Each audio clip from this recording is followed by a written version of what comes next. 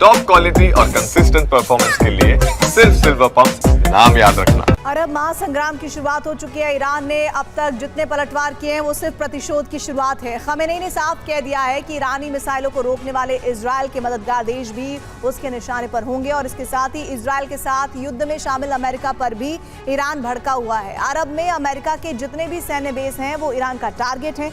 आने वाले दिनों में इन पर हमले शुरू हो सकते हैं। ईरान के सहयोगी देश चीन और रूस ने भी इजराइल और अमेरिका को युद्ध के लिए जिम्मेदार ठहराया है।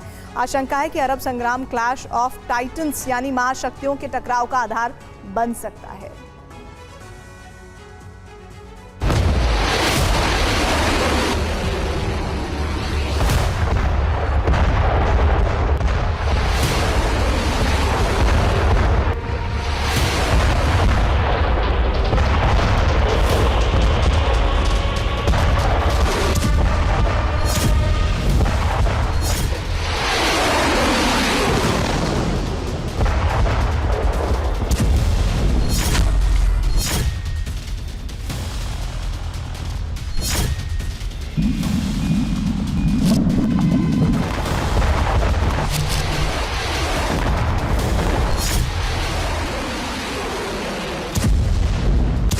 तेल अवीव में आग की जो लपटें उठ रही हैं, धुएं के जो गुबार नजर आ रहे हैं, वो पूरे अरब को संकट में डाल सकते हैं।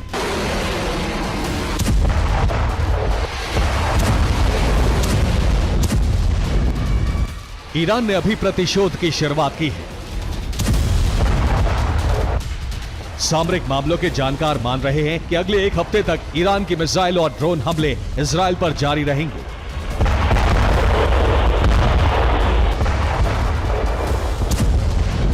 एक ही दिन की जंग में इजराइल को बड़ा नुकसान उठाना पड़ा है। अगले 7 दिन में ईरान इजराइल को समतल कर सकता है। ऐसे में अमेरिका ने इजराइल का सुरक्षा चक्र तैयार कर दिया है। इजराइल की मदद के लिए अमेरिका ने नौसेना तैनात कर दी है। इस बेड़े में यूएसएस थॉमस हडनर डिस्ट्रॉयर है। यह भूमध्य सागर में तैनात है। भूमध्य सागर में 8 युद्धपोत पहले से तैनात हैं। दूसरा बेड़ा है USS Carl Vinson carrier strike group. इसे इजराइल के करीब भूमध्य सागर में तैनात किया गया है। तीसरा बेड़ा है यूएसएस निमित्ज कैरियर स्ट्राइक ग्रुप। ये इंडो पैसिफिक क्षेत्र में तैनात है। भूमध्य सागर में तैनात जहाजों का काम ईरानी मिसाइलों को इंटरसेप्ट करना होगा।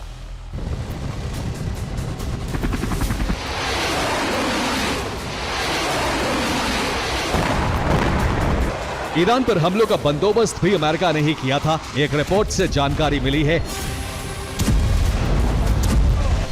कि ईरान पर हमलों के लिए अमेरिका ने 300 हेलफायर मिसाइलें इजराइल भेजी थी। अमेरिकी सैन्य तैनाती से ईरान भी वाकिफ है और इस बार उसने ऐलान कर दिया है कि इजराइल का हर मददगार देश उसका टारगेट है।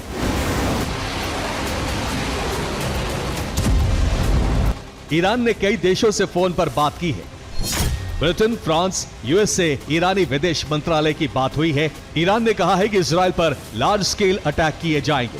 इसके साथ ही उन देशों पर भी हमले होंगे जो ईरानी मिसाइलों को गिराने में इजराइल की मदद करेंगे। यानी अरब में इजराइल के सहयोगी देशों तक जंग फैल सकती है।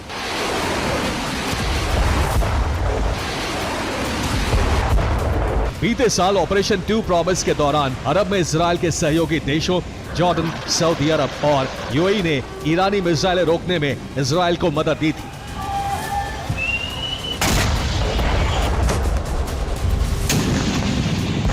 लेकिन इस बार ईरान ने साफ कह दिया है कि सहायक देश भी संकट में फंसने को तैयार रहे।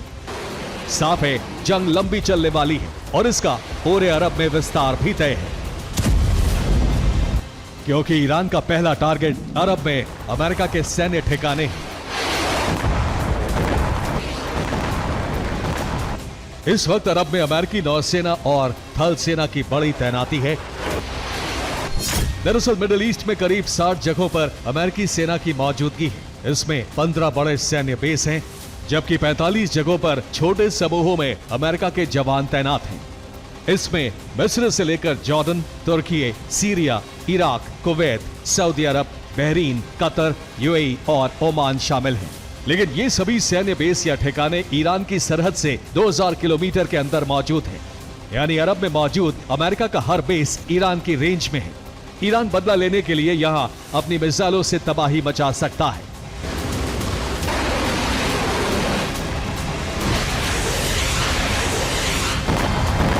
यानी ईरान अमेरिका से बदला लेने के लिए अरब के 11 देशों पर हमले कर सकता है।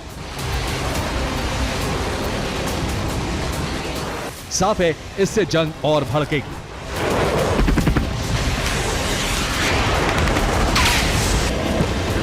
ये सभी 11 देश अमेरिकी खेमे के हैं और जंग में सीधे भागीदार भले ही ना हो, लेकिन अमेरिकी दबाव में इजरायल के हित में कुछ ना कुछ काम जरूर करते रहेंगे। अमेरिका और उसके सहयोगी देशों को तबाह करने के लिए ईरान के पास ना तो न्यूक्लियर पावर है, ना ही इन देशों से ज्यादा सामरिक शक्ति है।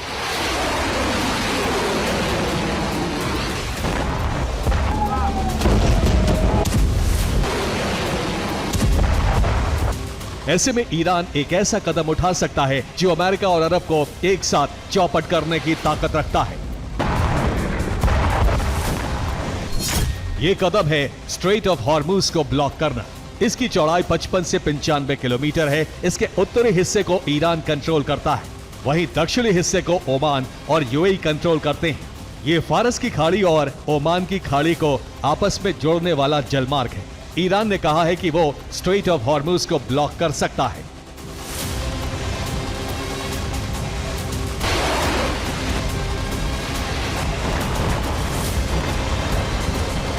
अगर ऐसा हुआ तो दुनिया में कच्चे तेल की सप्लाई का संकट खड़ा हो जाएगा।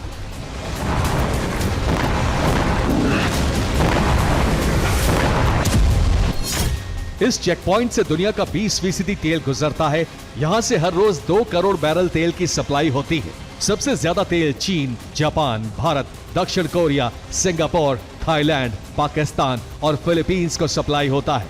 सऊदी अरब, ईरान, यूएई, कुवैत, कतर और इराक हॉर्मुज का इस्तेमाल तेल सप्लाई के लिए करते हैं। तेल आपूर्ति बाधित होने से इन सभी देशों की अर्थव्यवस्था पर असर पड़ेगा। साथ ही कच्चे तेल के दाम प्रति बैरल $100 तक पहुंच सकते हैं। हालांकि ईरान खुद चीन को इसी रूट से कच्चे तेल की सप्लाई करता है। इसलिए माना जा रहा है कि ईरान सिर्फ धमकी दे रहा है, लेकिन अगर उसने ऐसा करने की कोशिश की तो अमेरिका के साथ सीधी जंग भी शुरू हो सकती है।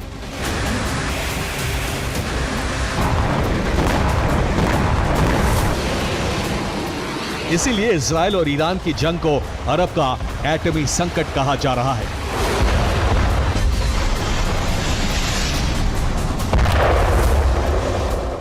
Bureau report, TV9, Bharatvarsh.